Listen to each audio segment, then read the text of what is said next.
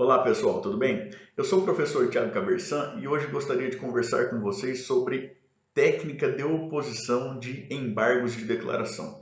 Veja, quando em uma determinada decisão judicial você consegue menos do que poderia ter conseguido, ou quando o juiz nega alguma coisa que você pleiteou, os embargos de declaração eles podem ser uma ferramenta muitíssimo mais eficiente do que a interposição de algum outro recurso. Até porque você pode ter uma dificuldade de interposição imediata de recurso agora com as limitações de cabimento do agravo de instrumento e tudo mais, o que são outros 500, né? O que eu vou dizer para vocês agora sobre a oposição dos embargos de declaração, sobre essa técnica, é extremamente controvertido, pode parecer até um pouco feio da perspectiva estritamente acadêmica, mas o importante é que, na prática, a advocatícia funciona.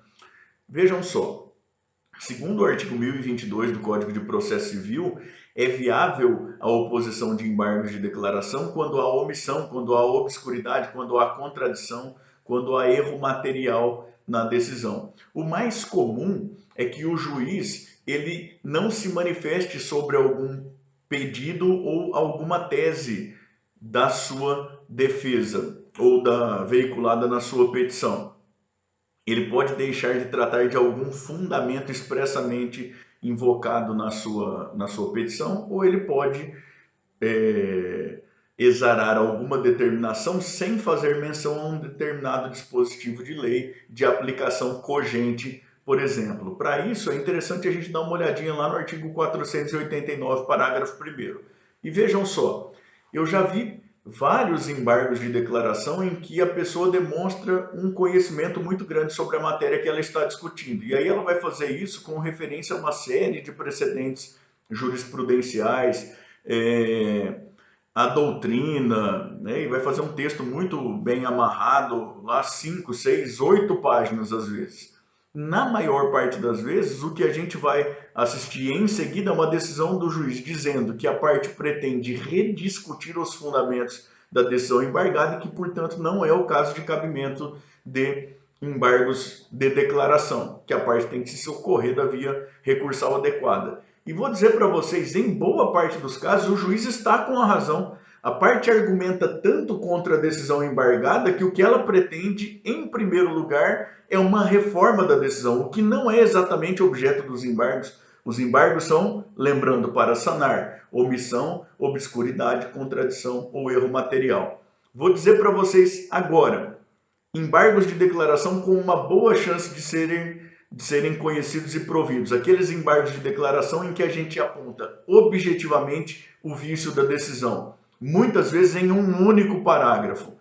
A decisão deixou de se manifestar sobre a vigência e aplicabilidade do artigo tal da lei tal, de aplicação cogente. Ou a decisão não se manifestou sobre o pedido da linha A do item 3 da petição de movimento tal ou de folha tal.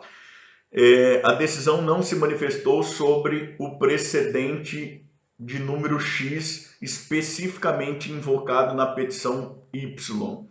Isso levando em conta, inclusive, aquilo que consta lá do artigo 489, parágrafo 1º, inciso 6º. Então, quer aumentar as chances de ver providos os seus embargos de declaração, faça da maneira mais objetiva possível. Se um parágrafo é o suficiente, um parágrafo basta, é apenas um parágrafo na prática que devem ter os seus embargos de declaração. Pode não ser bonito de falar, pode ser academicamente questionável, mas na prática funciona bem. E tem um outro detalhe.